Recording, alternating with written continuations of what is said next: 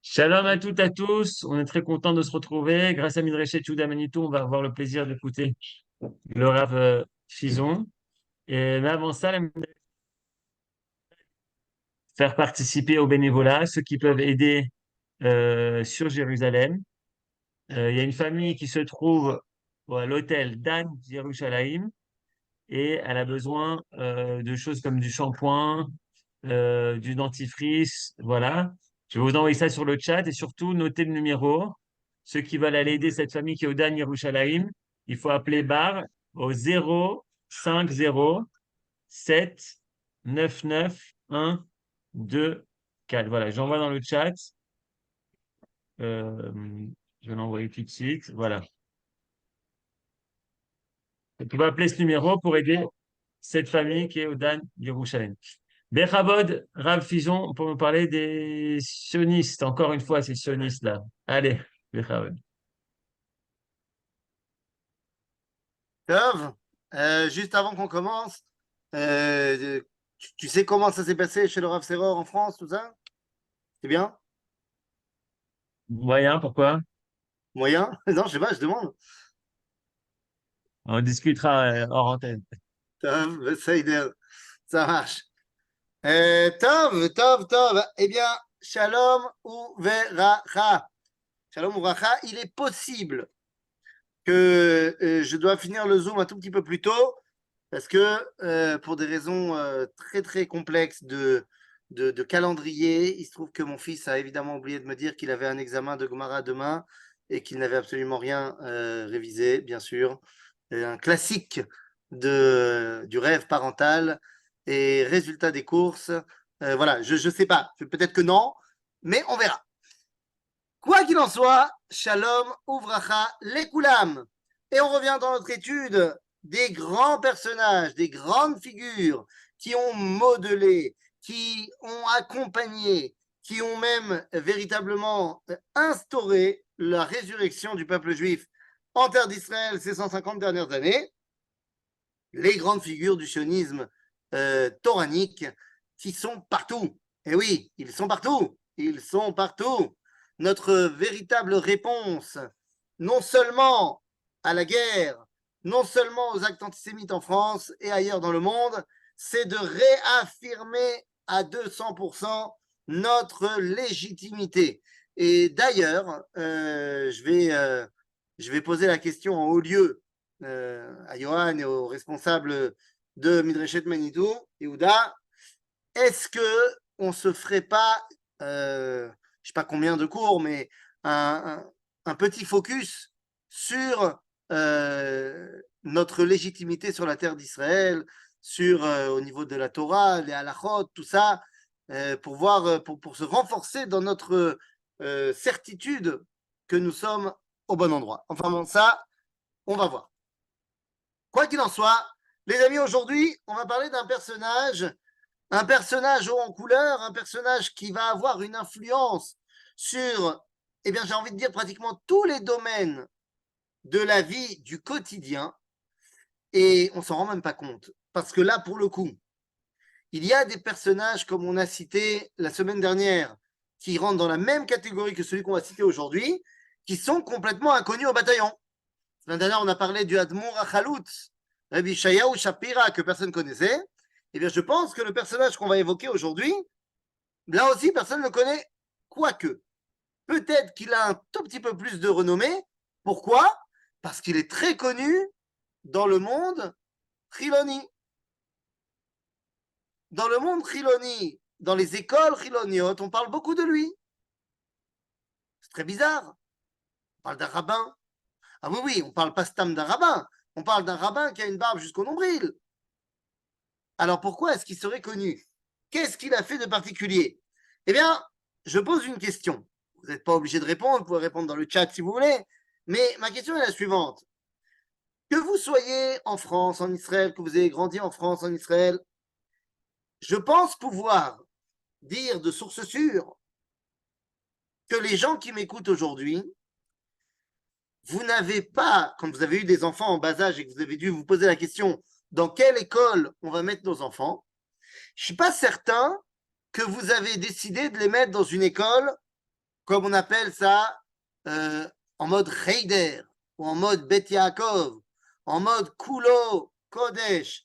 Je pense que vous avez voulu que vos enfants, ils aient le bac, qu'ils fassent des études normales, on va dire. J'imagine. Et donc, si vous n'avez pas voulu les mettre au Heider, donc en mode que Torah, Torah, Torah, Torah, pas d'anglais, pas de maths, pas de rien du tout, ben, j'imagine que la décision était simple. Vous avez dû les mettre dans des écoles non juives en France. Ou alors en Israël, dans des écoles complètement chiloniot, mamlachtiot. Puisque c'est pas possible de faire et Torah et mathématiques. On est d'accord? Vous ne connaissez pas d'école où on étudie et la Torah et les matières, on va dire, Chol. Ça n'existe pas. Comment ça existe? Il y a Régine qui fait de la tête que ça existe. Pour les filles, Pour les filles. Pour les garçons, ça n'existe pas. non. Mais pour les filles, oui. Donc tu dis pour les garçons, ça n'existe pas. Par exemple, l'école de Yavne, l'école de Lucien de Hirsch, l'école de Hotzara Torah, l'école de l'Alliance, ça n'existe pas. Les garçons, ils ne peuvent pas étudier là-bas. Oui. Ben non, tu m'as dit que ça n'existe pas. Ah, si, ça pas- existe. Ça existe, mais ici, Bien en sûr. Israël, c'est soit l'un, soit l'autre. Ah, donc tu dis en Israël, ça n'existe pas l'école Chorev, l'école, par exemple, je ne sais pas moi, ou les... Je ne connais pas le système scolaire en Ah, Israël. tu ne connais pas, alors tu ne sais pas. Mais je vois mes petits-fils au Reder et mes petites filles au séminaire. Je vois la D'accord. différence. Donc ça, Il c'est y un a choix. les écoles Toraniot, il y a Mamlarti Dati déjà. Ah, il a fait. Tu es en train de me dire qu'il יחד. existe? Hein? יש בית ספר יחד, שזה גם חילונים וגם דתיים ביחד. Oui, mais là, je ne parle pas de ça. C'est parle avec pas de un minimum l'orientation. commun. Non, mais je ne parle pas de l'orientation de l'école. Je parle des matières enseignées. Est-ce que c'est possible de trouver une école où on enseigne et la Torah et les matières Chol? Les yeshivot Toraniot, on Ah, apprend tu dis, beaucoup il y a la ce qu'on appelle Gemara les et compagnie. tichonit. Yeshiva tichonit, c'est le lycée et la Torah. נכון. Ça existe donc. Oui. Incroyable. Et ça existe aussi en France? Ah, je ne connais pas en France. Mais si En tu France. connais. Toutes les écoles juives en France, on étudie le bac, non? Ben, bien sûr. Moi, Est-ce j'ai qu'on pas étudie étudié la dans une Torah? école juive. Évidemment. Yavne, Maïmo, tout. Avnei Maïmo, tout ça. Tov, Ouais. Rabotai. Sauf que, il Sauf y a un qu'ils peu viennent plus en de 100 ans. Israël et qu'ils ne connaissent pas un mot d'hébreu. Pardon? Ils viennent en Israël, ils ont fait toutes les études dans une école juive et ils ne connaissent pas un mot d'hébreu. Ah, tout à fait. Tu as tout à fait raison. Ça, c'est un vrai problème, mais ce n'est pas un problème C'est pas un que, problème de Torah. enfin, école juive. Ils ne parlent pas non plus un mot d'anglais. Même les écoles non juives, ils ont fait toute leur scolarité, ils ont fait de l'anglais. Ils ne parlent pas un mot d'anglais. C'est parce que la France est très chauvine. Et donc, on parle français en France. Mais bon, quoi qu'il en soit, les amis, il y a un peu plus de 100 ans, ça n'existe pas. Il y a un peu plus de 100 ans, ça n'existe pas une école où on va étudier et Torah et Chol. Et je vous le donne en mille. Celui qui va inventer ce concept, eh bien, c'est le personnage que nous allons évoquer ce soir. La semaine dernière, on a dit que Rabbi Shayahu Shapira, il s'était prononcé en faveur de ce modèle-là, mais c'est pas lui qui l'a inventé. L'inventeur du modèle que nous connaissons, où on étudie dans une école et la Torah et les maths, les sciences que tu veux, eh bien, c'est le personnage qui nous intéresse ce soir. J'ai nommé, roulement de tambour, messieurs, dames, Harav, Docteur Zev Wolf Yaavetz. Harav Zev Wolf Yaavetz. Quelqu'un le connaît? Ben voilà. Ben voilà. Alors venez les amis, on rentre dans l'univers de ce personnage incroyable, Harav Zev Yaavetz. Entre parenthèses, je vous le spoil pour la fin, mais sachez qu'il a mis en place un minag que vous avez tous fait. Ok? C'est lui qui est l'inventeur d'un minag de fou que vous avez tous fait. Alors venez, on va voir Léat. Arav Zev Yavetz commence. Alors il s'appelle Zev Wolf. Zev Wolf. Pourquoi est-ce qu'on fait ça? Cette tsemed, ce doublon de mots, c'est très courant dans le monde ashkénaze qu'on donne le nom en hébreu et sa traduction dans les langues d'où tu viens. Donc Zev, c'est un loup, Wolf, c'est un loup en allemand. Bon ben voilà, Zev Wolf. Ça, on a très souvent. On a des gens qui s'appellent Dov Ber. Mais c'est Dov Ber. C'est Dov et Ber. C'est un ours. C'est-à-dire, il y a à un moment donné, il y a une yeshiva charédite, bien comme il faut, hein, une vraie yeshiva, tout bien et tout, qui s'appelle Tiferet Shraga. Tiferet Shraga. Ça veut dire quoi? Ça veut dire l'éclat de la lumière. C'est-à-dire, éphémère. Un jour, je me suis retrouvé à guider l'école, enfin la yeshiva, et j'ai demandé, mais vous savez que ce nom Shraga, on le retrouve aussi chez plein de gens. Il y a plein de gens qui s'appellent Shraga. Et on m'a dit oui, effectivement. Et j'ai dit en général, quelles particules on met? C'est-à-dire que quand la personne s'appelle Shraga, en général, elle a un autre nom en yiddish. Et l'autre nom de Shraga, c'est Faibish. En général, quand tu trouves un mec qui s'appelle Shraga, il s'appelle Shraga Faibish. Comme tu trouves un Zev Wolf. Ben, Mazé Faibish, Shraga, c'est une bougie. C'est la lumière d'une bougie. Et Faibish, c'est la yiddishisation de Phébus, le dieu du soleil, dans la mythologie grecque. Et donc, c'est toujours très drôle de voir des gens qui ne savent absolument pas pourquoi ils s'appellent, comment ils s'appellent. Mais voilà, ça fait toujours marrer. Quoi qu'il en soit, on va sortir du sujet si on se perd. Arav Zev Wolf Yavetz. Alors, le Rav Yavetz va naître le 26 septembre 1847. 1847, il naît à Kolno, en Pologne. En 1847, il est le fils de Esther et de Zuzman Yavetz. Alors, il faut comprendre qu'il ne vient pas d'une famille de Talmidei Chachamim. Il ne vient pas d'une famille de rabbins, il vient d'une famille de marchands. C'est-à-dire que son père, il fait du business. Il est très juif, religieux, ce que tu veux, mais ce n'est pas un rabbin. Par contre, il réussit bien. Il a une bonne situation et il a surtout beaucoup de biens fonciers. Il a beaucoup de biens immobiliers. Résultat des courses, eh bien, il peut voir venir. Et donc, pour Zuzman et sa femme Esther, eh bien, le plus important, c'est que le petit Zev reçoive une très bonne éducation. Ça veut dire quoi qu'ils reçoivent une bonne éducation? Ses parents ne sont pas capables de l'éduquer. Je ne parle pas de l'éducation parentale familiale. Je parle de l'enseignement. Eh bien, il va, dès son plus jeune âge, évidemment, recevoir les meilleurs professeurs de Torah, parce que c'est fondamental, pas de problème. Mais dès l'âge de 10 ans, ses parents vont lui imposer chaque jour de la semaine 2 heures de cours particuliers, le lundi en allemand, le mardi en français, le mercredi en polonais, le jeudi en anglais et le vendredi en hébreu. Et évidemment, il parle yiddish à la maison, bien sûr.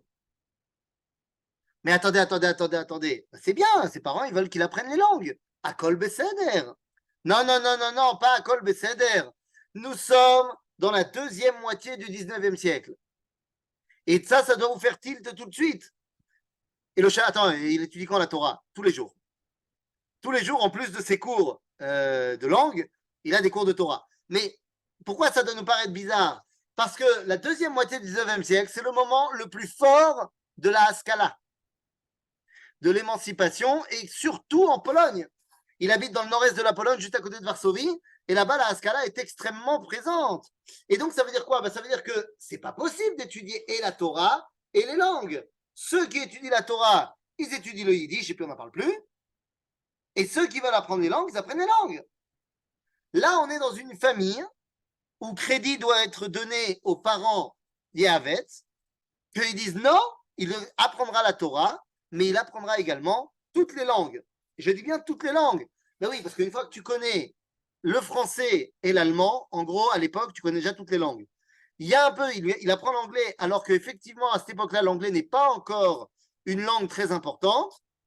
Mais bon, il apprendra. Et il apprend le polonais pour bien parler la langue de son pays, et parce que c'est une langue aussi scientifique. Mais le plus fou dans l'histoire, c'est qu'il apprend l'hébreu. Pourquoi je dis que c'est fou? Mais parce que les amis, Ben Yehuda n'est pas encore là. Il n'y a pas encore la résurrection de la langue hébraïque. Donc, trouver un mec qui va lui apprendre l'hébreu, c'est pas évident. Mais on va quand même apprendre l'hébreu. Alors évidemment, ça ne sera pas l'hébreu de Ben Yehuda, ce sera l'hébreu des Chachamim, l'hébreu de la Mishnah, l'hébreu du Tanakh. Mais on apprend quand même. Et donc, on a un petit Zev Yahavetz qui va très vite apprendre à parler et à lire tout ce qui est lisible. Oui, parce que, entre parenthèses, avant d'apprendre le français, on lui fait apprendre le latin. Parce que s'il veut pouvoir lire des livres scientifiques d'antan et de philosophie, il faut bien prendre le latin. Alors le grec, il avouera lui-même que c'est un grand regret, il ne sait pas parler grec. Mais bon, Zemayesh. Quoi qu'il en soit, on a un petit gosse qui va très très vite, eh bien, très bien se débrouiller dans toutes les langues. Et résultat des courses, eh bien, c'est un bonhomme qui va être d'une curiosité à toute épreuve. Arav Zev Yahavetz est en mode curieux. Ça veut dire quoi en mode curieux? Eh bien, il veut lire tout ce qui est lisible. Tout ce qui est lisible. Et ça, c'est important. Pourquoi? Eh bien, c'est important parce que lorsqu'il va grandir, lorsqu'il a 20 ans, donc on est en 1867, eh bien, il décide qu'il va falloir un petit peu bosser. Il est marié depuis 2 ans, et donc maintenant, il faut qu'il se mette à travailler. Et donc, il décide de faire comme son père, de faire un peu de business. Il monte une affaire, ça ne marche pas. Il monte une deuxième affaire, ça ne marche pas.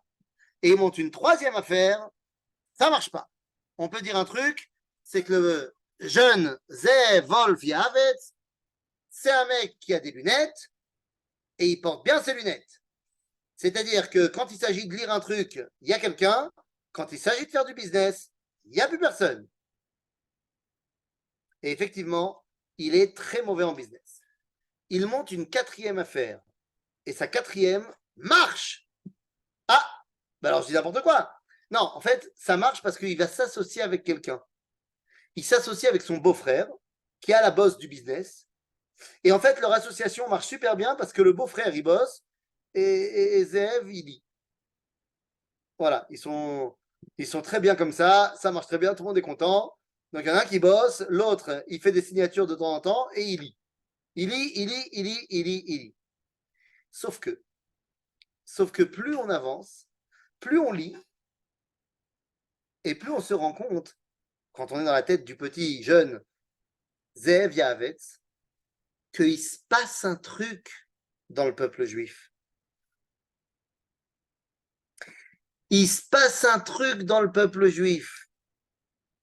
Si bien que lorsqu'il va voir les premiers villages reconstruits en Israël, on avait parlé de Reb Yoel Moshe Salomon, lorsqu'il voit Petar Tikva, lorsqu'il voit cette réussite, le baron de Rothschild, le Sar Moshe Montefiore,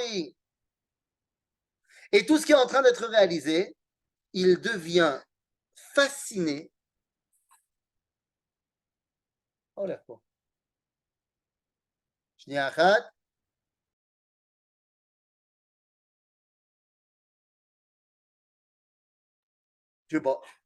il devient fasciné de l'épopée du peuple juif qui revient sur sa terre.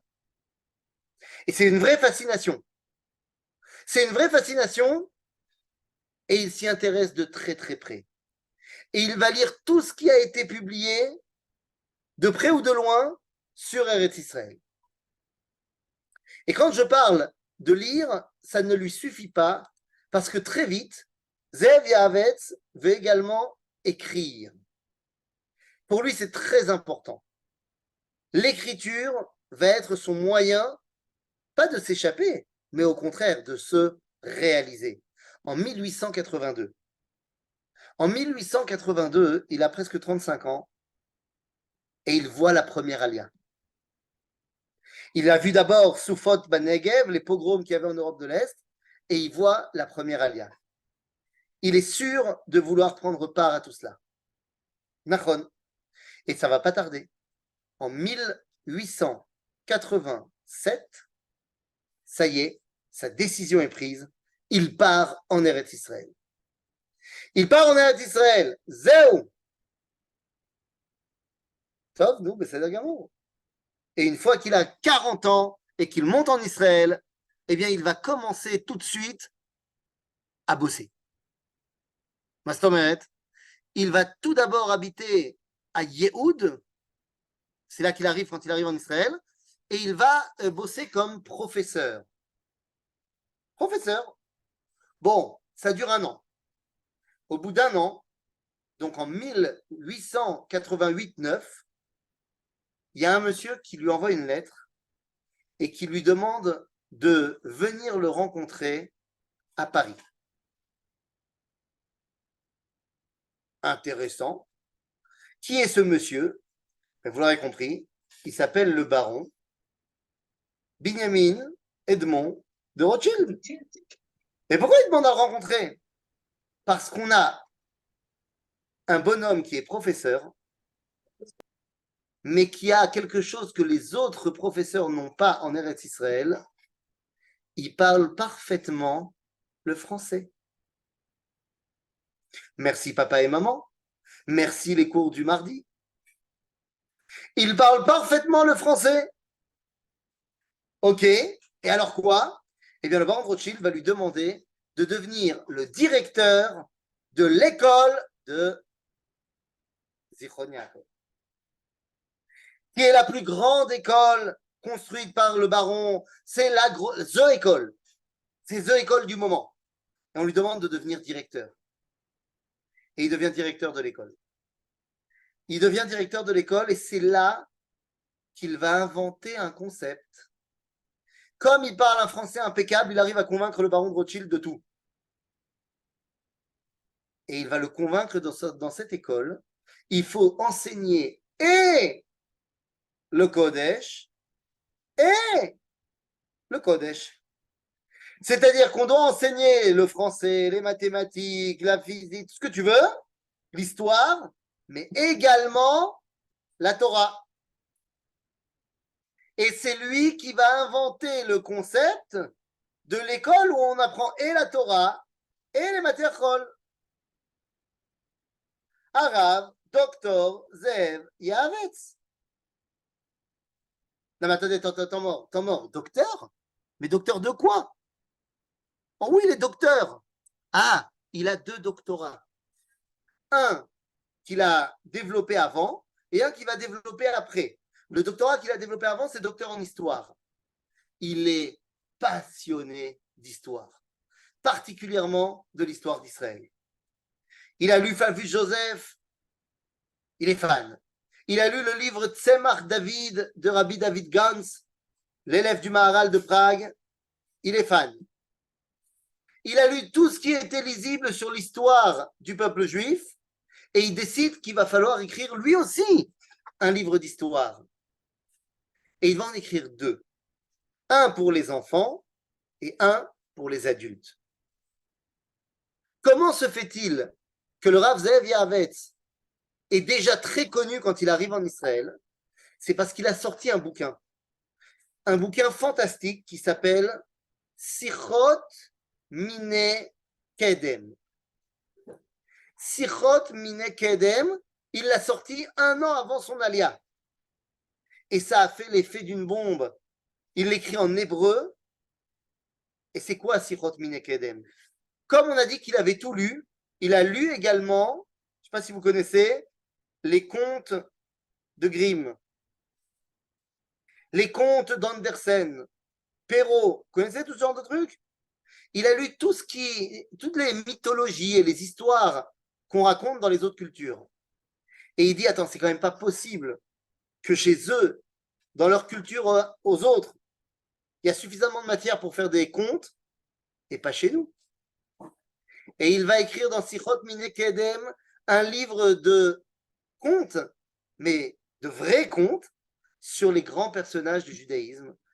Et c'est un livre énorme en 17 parties où il raconte les histoires des grands du peuple juif. Il a un personnage préféré où il va avoir une histoire dans chacun des tomes. Donc 17 histoires pour lui, c'est le plus grand nombre d'histoires pour un personnage. Il est fan de Choni Améagel. Et il raconte les histoires, et il raconte comme personne, et tout le monde lit ses bouquins. Donc tout le monde le connaît comme étant le conteur des histoires juives. Mais il écrit également un autre livre, un livre qui est beaucoup plus sérieux pour les adultes, qui s'appelle Sefer Toldot Israël. Sefer Toldot Israël, c'est un livre d'histoire juive, un livre de l'histoire du peuple juif.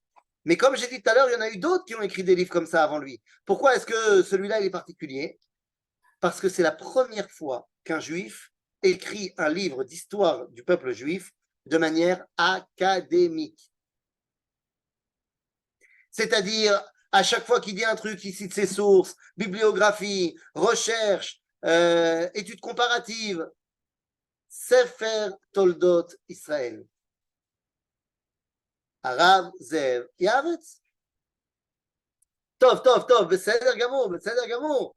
Donc il est professeur, il est directeur d'une école, il a inventé le concept de l'école où on étudie et la Torah et les sciences rôles. Beseder Gamour. Maod, qu'est-ce que tu as fait encore, mon ami? Ah, ben alors là, c'est pas compliqué. Non, c'est pas du tout compliqué. En 1890, il décide de faire quelque chose. Ah oui, c'est très important. En 1890, il va s'associer avec un autre rabbin.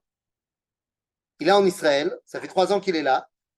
Son nom le précède. Et donc, il y a un homme que vous connaissez, puisqu'on en a parlé il y a 2 semaines, qui s'appelle le Rav Yaakov Meir. Il vient le rencontrer. Harishon Letzion. Il vient le rencontrer.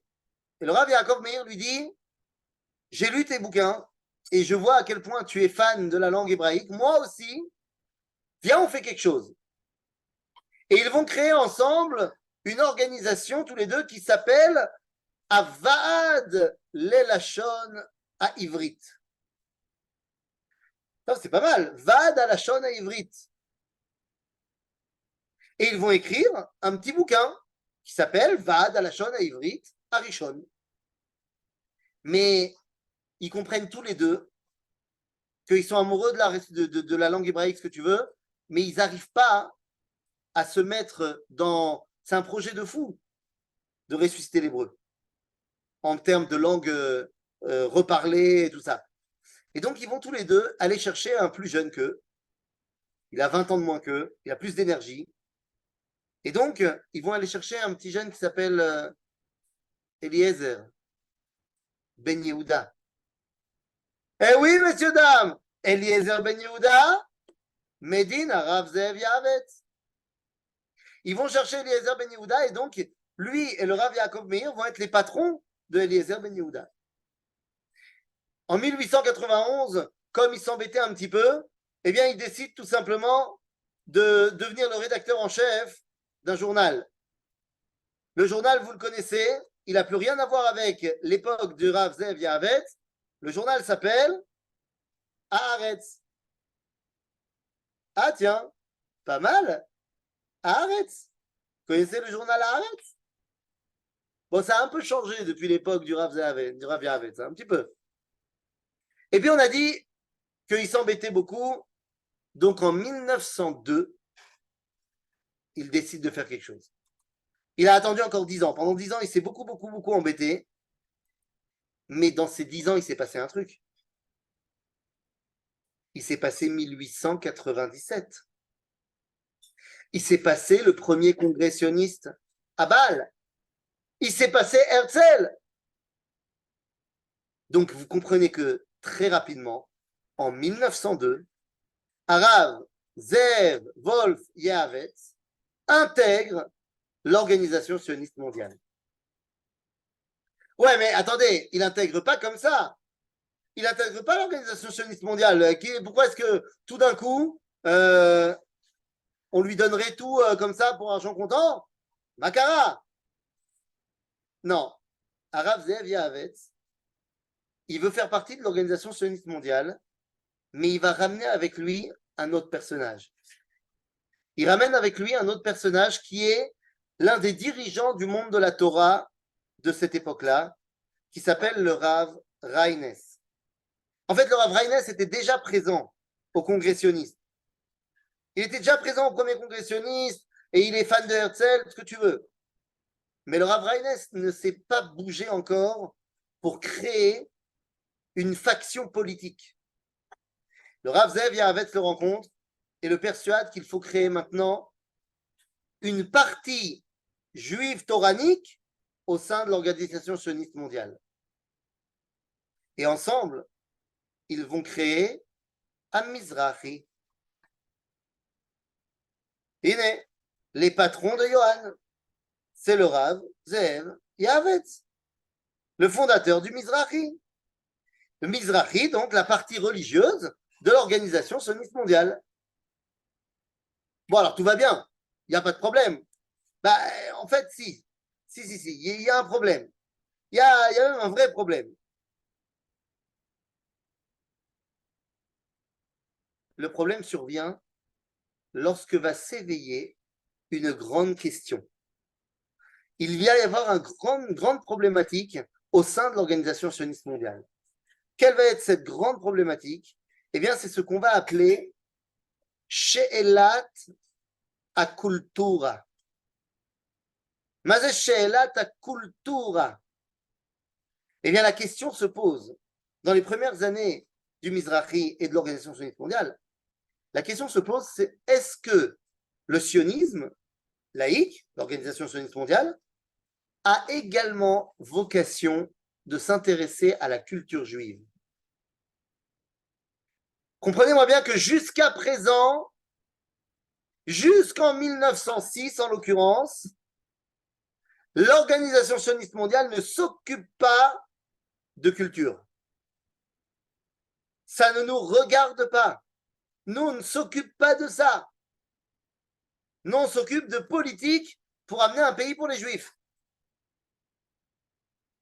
La question de la culture juive va être amenée comme un gros coup de pied dans la mare par le Rav Zev Yahavitz, qui vient et qui dit l'Organisation sioniste doit s'occuper de la culture juive. Nous avons notre mot à dire pour la culture juive. Nous ne sommes pas que de la résurrection politique, mais nous devons également amener un message dans cette résurrection politique. Qu'est-ce qu'il n'a pas dit? Qu'est-ce qu'il n'a pas dit? Dans l'Organisation sioniste mondiale, c'est la cohue. Les non-religieux, portés par Weizmann par exemple, ou par Weiss, qui vont dire, ma pitom, il va voy, depuis quand les religieux, ils vont nous dire ce qu'il faut dire dans la culture juive? Non mais ça va pas la tête. Mais même le Rav Reines dit au Rav Zahavetz, non ma pitom, on veut pas avoir affaire avec la culture, nous on est avec eux que pour de la politique. Laisse-nous dans notre Eider à nous.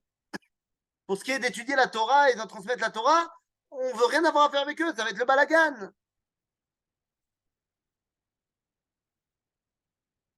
Qu'est-ce qu'on fait quand on habite en Israël et que les gens qui sont à côté de toi, ils veulent pas comprendre l'importance de la culture juive? À qui t'envoie un mail? Ben, il envoie un mail au Rav Kook. Enfin, un message, une lettre. Il envoie un message au Rav Kook et il lui explique tout ça. Et le Rav Kook lui répond, Achi ou Bessari ata.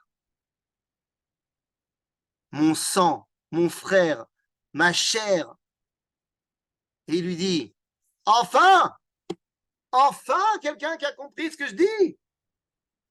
Mais évidemment que la résurrection du peuple juif ne peut pas être que politique, qu'elle doit être aussi une résurrection culturelle.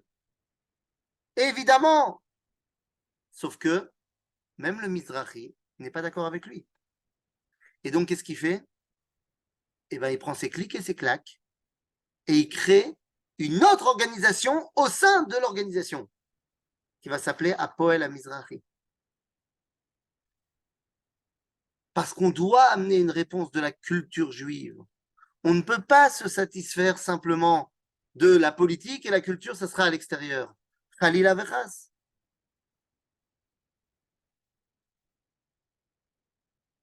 Mais le Rav Zev Yahavetz, après avoir fait tout ça, il va partir également pendant 10 ans en shlichut.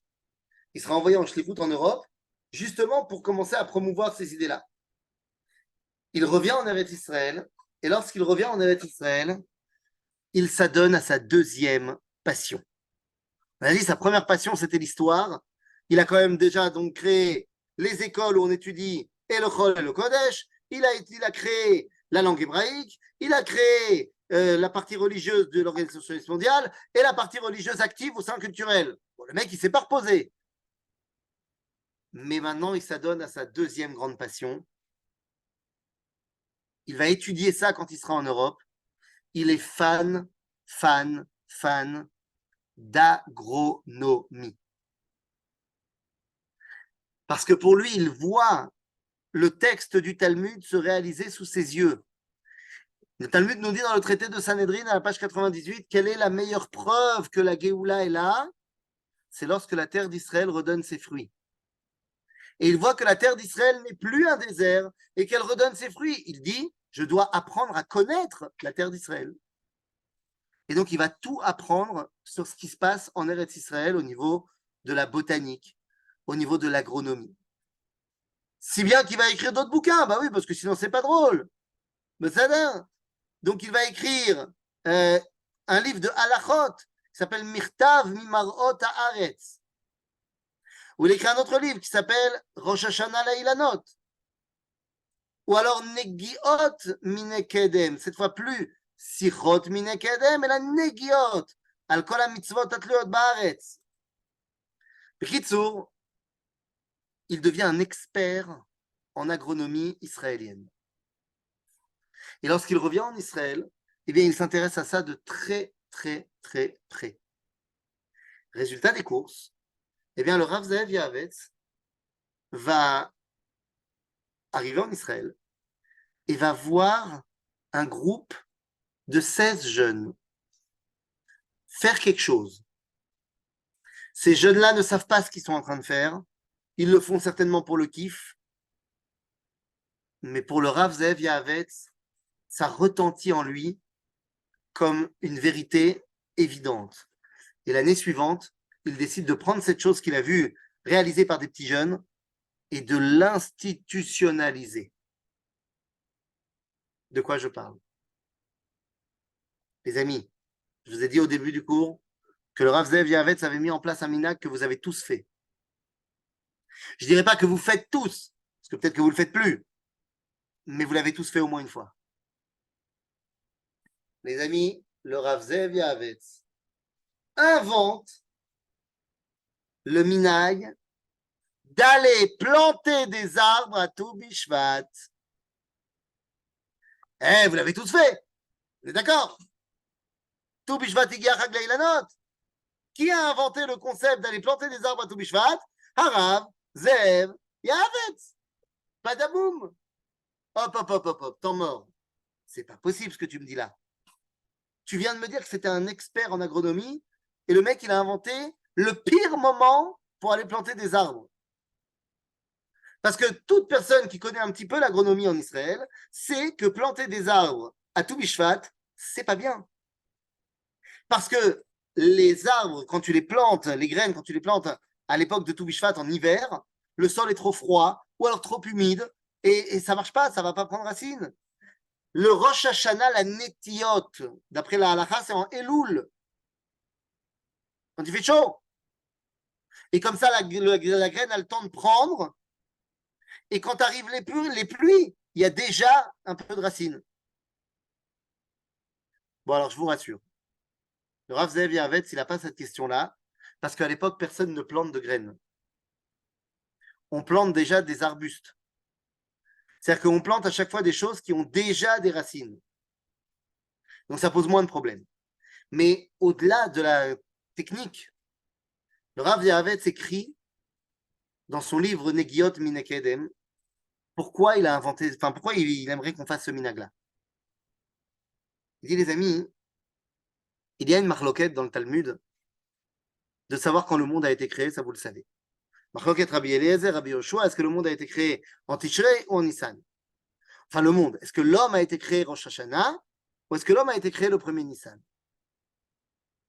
De là découle une autre marloquette de savoir est-ce que donc le monde a été créé le café Be'elul ou alors le café Be'adar.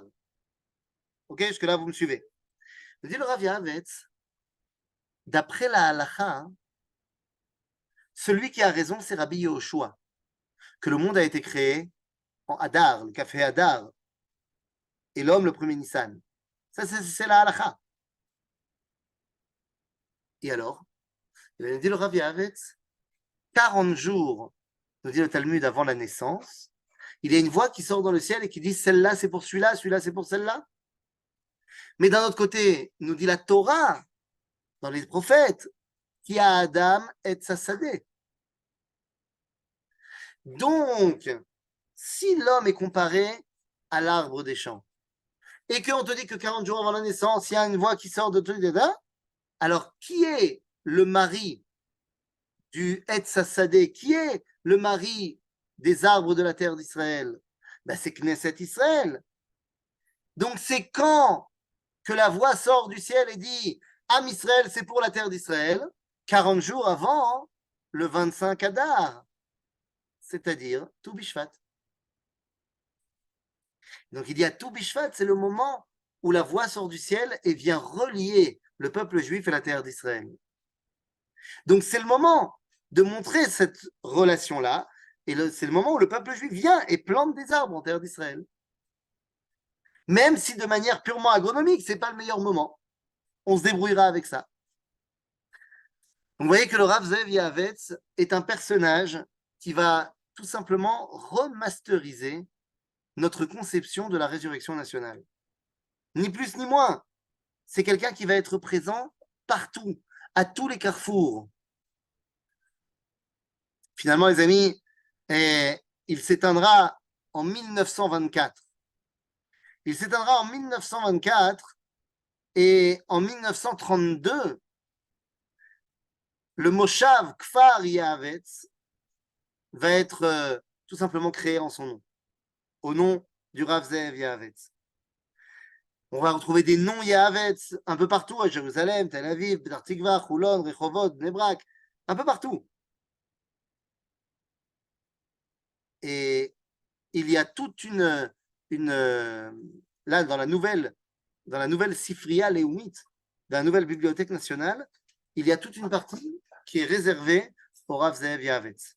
Elle était déjà dans l'ancienne, et ils ont gardé cette partie réservée au Rav Zev Yavetz. Un homme qui va donc avoir une influence sur le quotidien de notre vie à nous en Israël, dans les choses les plus simples, les plus évidentes, l'école, la façon de voir notre vie au quotidien, et surtout ce combat de l'hébreu et ce combat de la culture juive qui ne peut pas être simplement l'apanage des non-religieux, bien au contraire. Rav Zev Yavetz s'éteint, comme on a dit, en 1924. Il ne verra pas la création de l'État d'Israël, mais le Rav Tzvi Yehuda Kook lui rendra un hommage énorme lorsqu'il dira à la yeshiva de Merkaz Harav, lorsqu'il était Rosh Yeshiva de Merkaz Harav, que planter des arbres à Tou Bishvat, c'est tout simplement rendre l'hommage à l'un des grands maîtres du judaïsme et de la vie juive de la résurrection nationale. Aujourd'hui, lorsque toutes les écoles, lorsque toutes les yeshivot, tout le monde sort planter des arbres à Tou Bishvat, eh bien, c'est quelque part montrer qu'il avait raison, montrer que nous sommes véritablement parvenus à cette union des valeurs qu'il prônait. Et le Rav Zeev Yahavetz restera à jamais le rabbin dont personne ne connaît, mais qui a influé sur toute la réalité du peuple d'Israël en Eretz Israël, dans notre quotidien actuel. Et voilà ce que je voulais vous dire sur le rabbin et l'arbre. Harav Zeev Yahavetz. S'il y a des questions, à vous de jouer.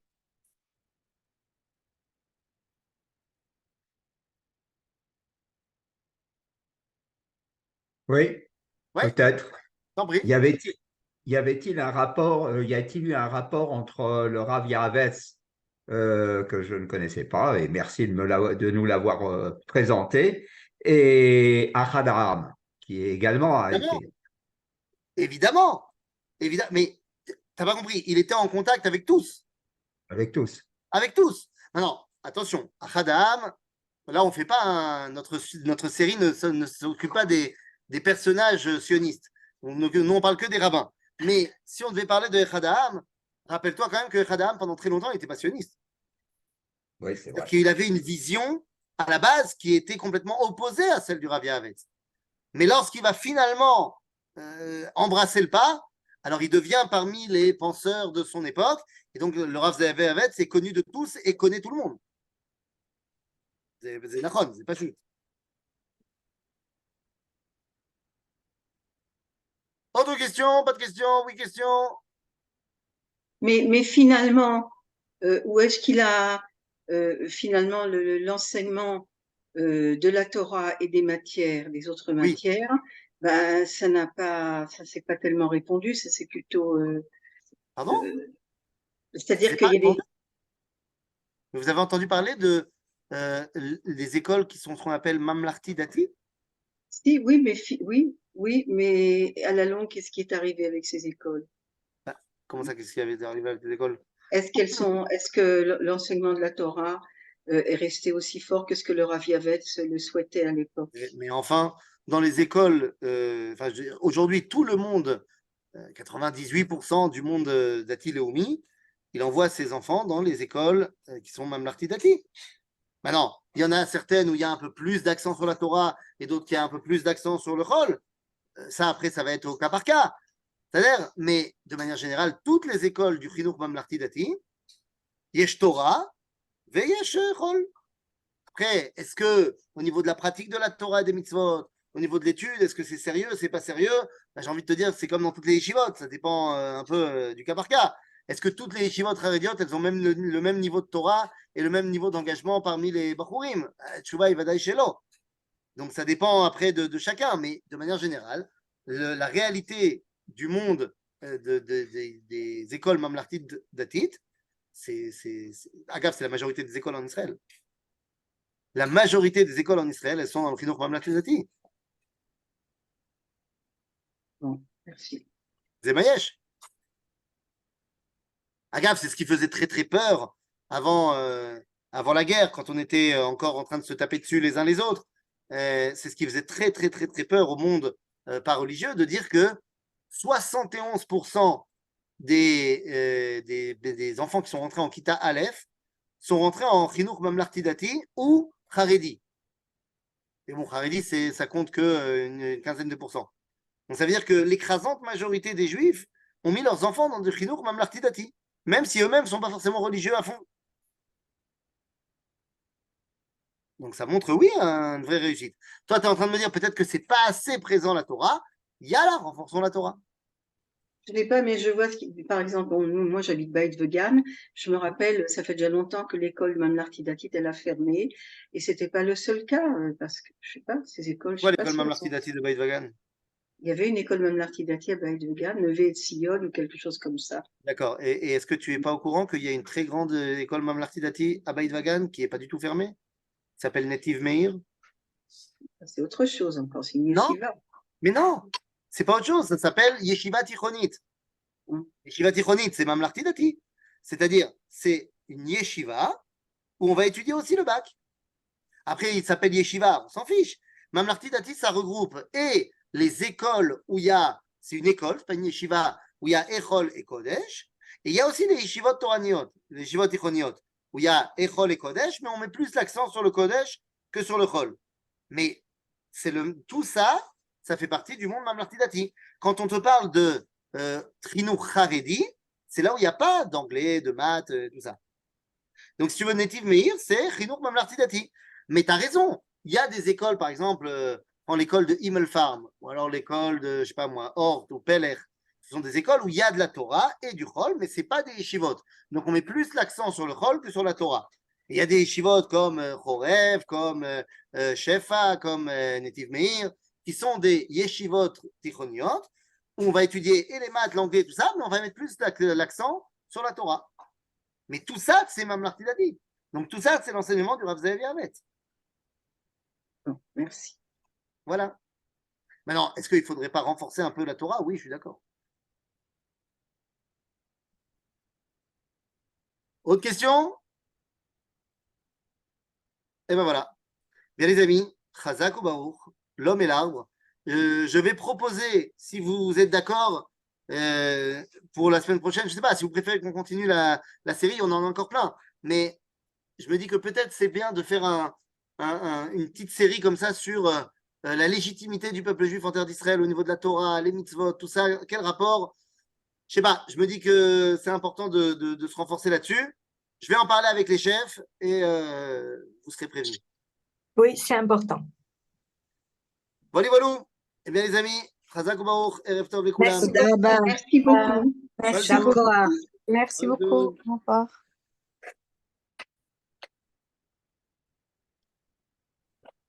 Alors, Il faut Johan.